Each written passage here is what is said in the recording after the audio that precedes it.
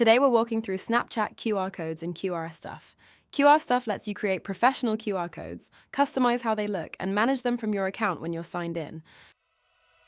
An Instagram QR code is basically a shortcut to your profile. It lets people follow your feed or check your latest posts in a single scan, so they don't have to struggle with typing out and searching for your handle manually. Head to QRStuff.com and open the QR code generator after logging into your account. In the list of data types, select Instagram. Next, simply enter your Instagram username into the field. This ensures that anyone who scans the code is directed straight to your profile. Once entered, head to the styling section of your QR code.